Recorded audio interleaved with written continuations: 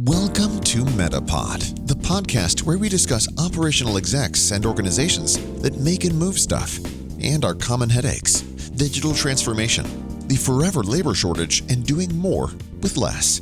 And now, the host of Metapod, Ron Crabtree. Okay, so with respect to the Defense Production Act, we're going to zero in on this particular discussion with one of my long-term business confidants and friend, Jim de Vries. He's going to introduce himself here in a second. But for the purposes of this episode, we're going to drill in very much around supply chain risk and resilience with one of the best experts I know out there with how all these things come into play and the things we should be thinking about. So with that, Jim, could you introduce yourself to our audience? Yeah, thanks, Ron, for having me today. I really appreciate it. This is a very great subject and something very dear to my heart. Just to give you a little bit of background, I've actually been working in the energy industry since even when I was in college, when I worked in research and development for an energy and gas turbine technology. We worked on finding new ways to develop new energy sources back then in the 1980s. So this is something near and dear to my heart. I entered the Naval Nuclear Operations Program and went through that program and then joined GE Energy. So this is, again, very close to my heart. I was in Asia, kicking off Asia in the 90s, and as a commercial engineer, as well as a senior application engineer. Then I went into consulting in the early 2000s and consulted in automotive, electronics, security, and many other disciplines. And then in mid-2000s, I got into supply chain management big time, starting up a 4PL. And that 4PL turned into about $1 billion worth of freight that we managed globally. And then a foray in 2010 was becoming a supply chain transformation architect for Air Products in 2010 to 2014. And then after that, just about in that time frame, I met a good friend of mine now, Greg Schlegel, and he started getting into supply chain risk management. And then he wrote a book called Supply Chain Risk Management with Dr. Robert Trend, Emergent Discipline. And then in the past 3 years, Greg and I have really worked closely together in the supply chain risk management field and incorporating a number of different tools. Right, cool. So I think you guys are involved. I've known Greg, of course, for a really long time through my involvement with APIX now, ASCM, and Greg and I have been friendly discussion buddies for over 20 years. One of the organizations you're involved with is the Supply Chain Risk Management Consortium, and I find that pretty interesting. Can you just take 10 or 15 seconds about the consortium? Yeah, the consortium has over 23 partners that focus on supply chain risk management. It provides education, consulting, and SaaS solutions with that mix. There's over 2,000 risk pros, as Greg would say, across the world, covering 23 countries, and we provide online assessments, online education, and face-to-face education, as well as consulting. And one of the latest projects we had was working for the government and setting up a strategic supply chain risk management SaaS solution for some very large defense companies. All right, great. Thank you for sharing that. So pivoting back, as I was putting together the plans for this Metapod episode, I really wanted to kind of drill into different aspects. If you go back to, last year, in 2023, with the Biden administration launching 30 different initiatives, there's a whole lot we could talk about, but we're going to draw this down pretty tightly around supply chain risk and resilience. So I'd like you to do now, Jim, with our audience for maybe the next, 5 to 10 minutes max, is just kind of talk about, in your mind, of all the things you could be paying attention to, offering some kind of a diagnostic, in your mind, the sorts of like the top 3 things, if you will, that they should be considering or organizations should be looking at as either an opportunity or a threat. An opportunity is something that could leverage and really drive better results in the future, or a threat from the perspective of you're going to miss out or your competition get involved and actually use that to take advantage. Could you just elaborate a bit around what kind of a diagnostic element? And then we're going to come back after that, talk about what to do, or perhaps even commingle that a little bit as you go. So, Yeah. that. Thanks, Ron. And so from a diagnostic perspective, you really need to look at your supply chain. And as we always say, you got to map it end to end first. And in doing that, you're going to be looking at where are your materials being sourced. And we're not talking about your direct suppliers, but your end tiered supplier. And in this world, we really get into rare earth elements, especially in this TPA Act, is that there's quite a number of raw earth materials that are mined in some third world countries and sometimes in some places that are very tough to get to. Back in the 80s and 90s, we stopped mining those materials in the U.S. and we started mining those across the world.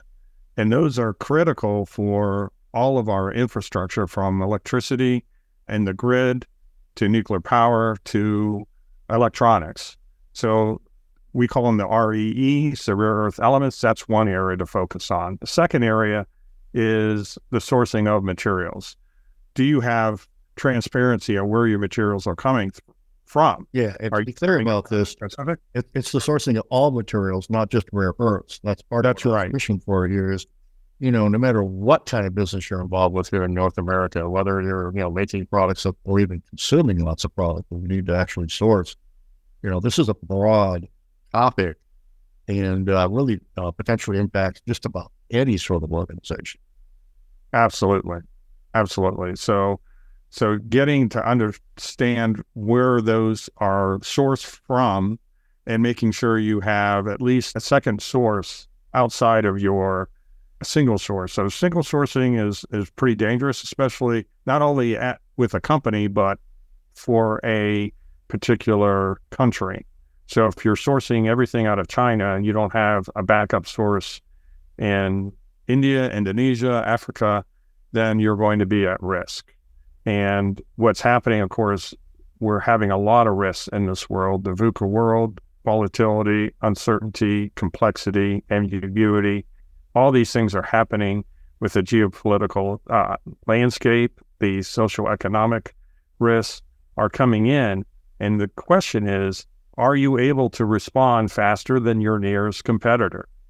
And in the U.S., we tend to lag behind the rest of the world on finding alternative sources. So that's a big risk for the U.S. overall. Okay, so the diagnostic is take a step back here and really take a look at, all the decisions been made in the last 15, 20 years.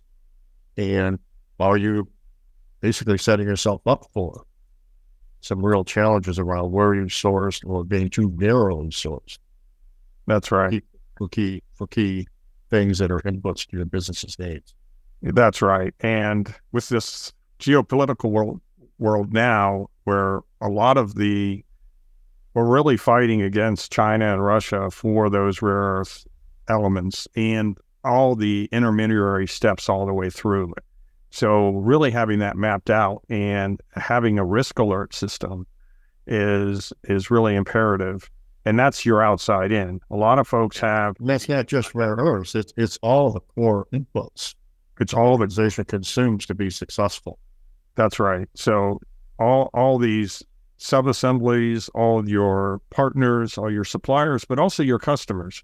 A lot of people sit there and say supply chain is procurement. It's called supply chain, but it's actually, it goes all the way to your customers. Just like we heard when the missile hit in Afghanistan, they found out that 75% of the components were made in America. And so we're shooting ourselves in the foot, so to speak, here with we just don't even know where our stuff is going. So it's not just the supplier side, it's the customer side also that can hurt you. And with the government wanting to crack down, back in 2019, the government said, we want to stop all of the materials coming from our competitors, so to speak, the Soviet bloc, let's say, in China, and we want to stop all that. And quite frankly, they found that it's really, really difficult. Very, very difficult from a traceability perspective, but slowly we have to unwind that clock. And a lot of folks say, well, how did we get here? We got here from the 80s and 90s where we used to make everything. We made everything soup to nuts here.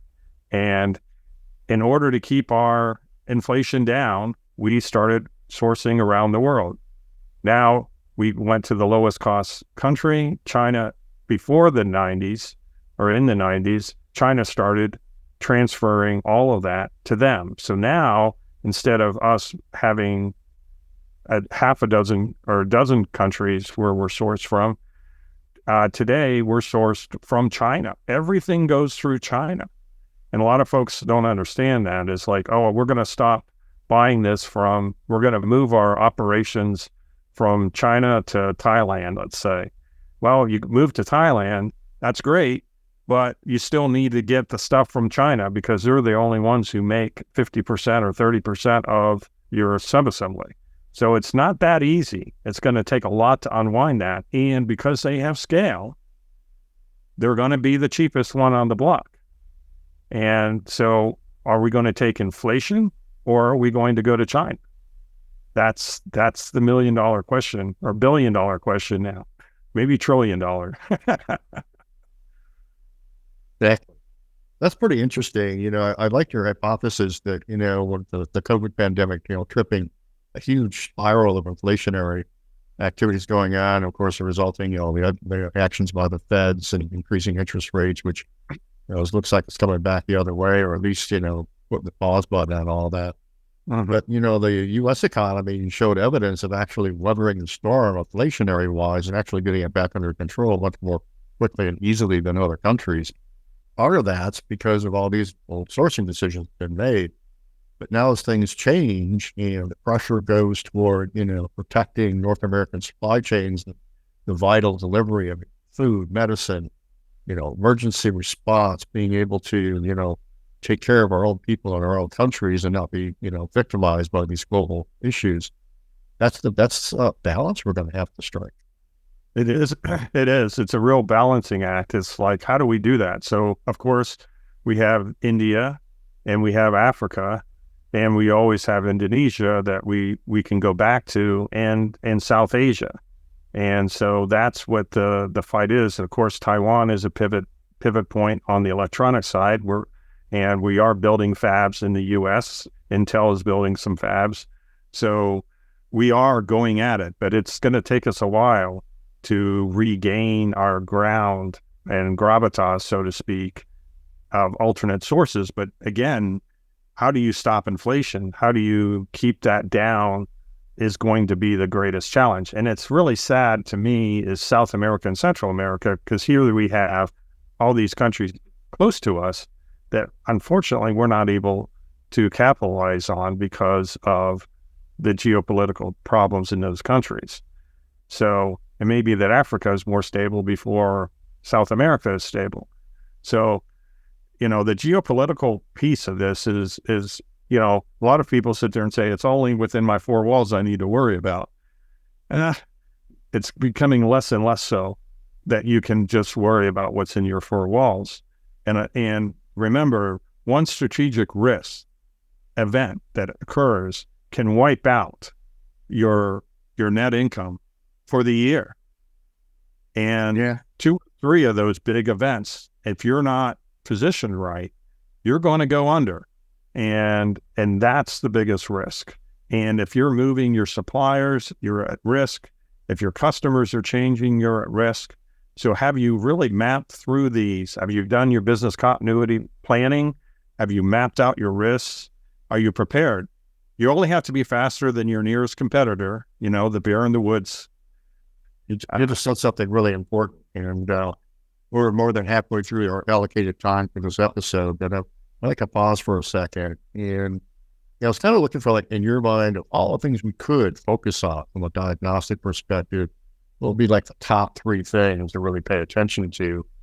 And, you know, I was kind of picking up here and taking a couple of notes as we go. Certainly, where you're sourced, why you're sourced there, and then start to challenge the paradigms. Is it time to carefully challenge all these old decisions we've made and really think about strategically where we are and where we're not with respect to inbound supply, and then coupled with customer, who are our customers that we need to sell to? Do we have things we have to carefully consider there? Do we have to get rid of some of our customers and find new markets, right, et cetera? That's right. Well, what would be the third core thing in your mind from a diagnostic? Well, I think it's kind of tied into that is the solvency question. And the cash flow, as well as your customers and suppliers' cash flow, using techniques like the Altman Z score is a very easy way to find out if a supplier is going under or a customer is going under. So there are folks that are forensic accountants that can do that for you, and that's dynamic. We really don't know. It's interesting when you look at the M&A world. There's a good pulse is to say, are there a lot of M&As going on there right now? There seem to be drying up right now. It's not hot right now. But when the M&As start increasing, that probably means there's more risk in your supply chain. So where are your suppliers and customers positioned? Is that market increasing, decreasing? Is it settling down? That financial perspective is really, really key and very often overlooked with just trying to deal with the day-to-day. All right. So here's what I'd like to do here. Let's take about the next 4 or 5 minutes. And I'd like you to delve a little bit deeper into what to do. I mean, we talked about a few of the things about what to do. You've done the diagnostic to determine that this, in fact, you've got a problem, or it's going to be a real problem. Or if we fail to do something about this, remain complacent, for example, with all sourcing decisions, we're going to get left behind, left in the dust. So that's what the diagnostic is about, to force us to critically think through, what is it we do need to do differently. So I'd like to focus on what to do now for the remaining, 3 or 4 minutes here before we get into the wrap up. Sure. So I'd say the number one thing is education. Do your people know how to spell supply chain? Very often we're making decisions and we don't know how to spell supply chain, let alone risk management. So we always like to jump to a shiny object and say, oh, we're going to build a control tower and fix all this. But nobody knows what supply chain means. They can't even, and they let alone risk management. So we're really proponents of education and making sure that everybody's speaking the same language. Every company has its own language. So what is your supply chain language in your company? What does it look like? What does it feel like? How do you make decisions? How do you make risk decisions? Are you of the nature to say every quarter we bring up all the things that went wrong and we talk about them for an hour in our corporate meeting and then we do nothing about them? That's very dangerous. And so we got to start talking about this. You can start with some very easy business continuity planning. Just where are your risks? You can hire a company to come in and you can get an outside-in view of your strategic risks. You can buy that, but then you can also start tracking your tactical and operational risks. And then you need to mitigate those risks. You need to create a risk register, and then you need to manage those risks in that risk register.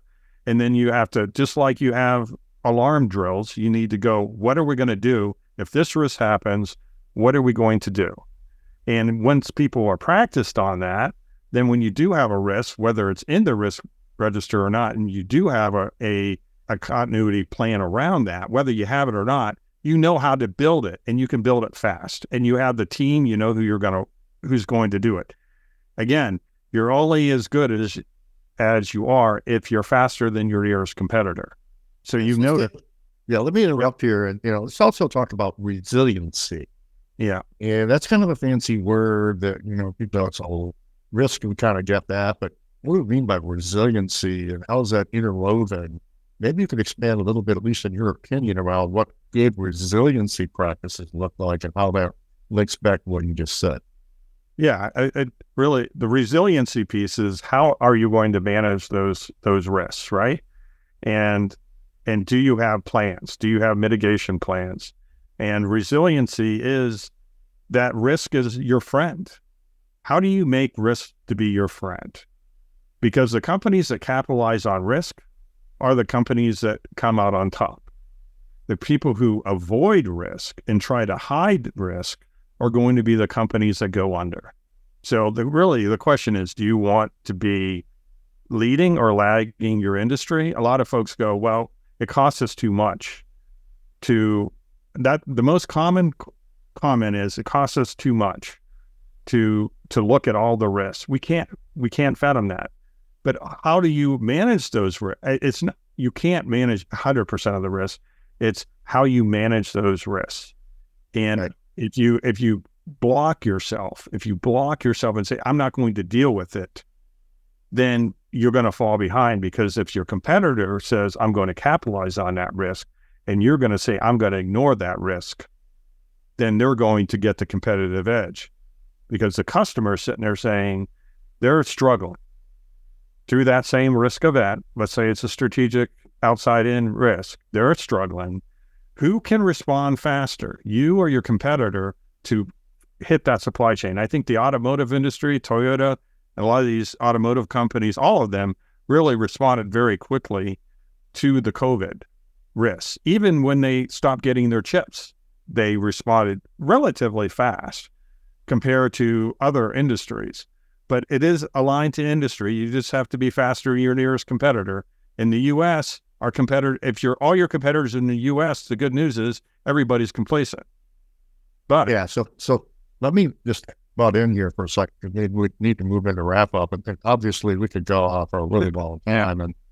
But it sounds like you would agree that with respect to the Defense Production Act, there's some stuff going on there that you don't have to invent all this and figure it out, right? We can leverage and tap into what's going on across industries. You know, we've got the Defense Production Act. One of the specific initiatives under that is improving supply chain resiliency for organizations that operate in North America. And so I know, we could talk quite a bit about that. I think it'd probably be good to just stop there, because obviously you might come back and talk more about this. If we get a strong reaction, folks want to learn more about it, we can certainly come back and start digging a little bit deeper into the how-tos.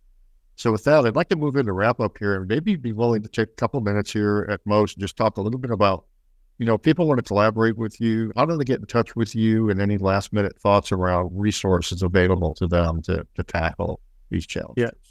Yeah. So the Supply Chain Risk Management Consortium website is up there. So please do reach out. There's a lot of information. We have a free online assessment to look at your risks, and it's process. It's a maturity model assessment. So it's very easy to take. 20, 30 minutes, have 2 or 3 of your folks in your company take that. That's a great way just to get your feet wet, is to how you look at supply chain management and the risks around it.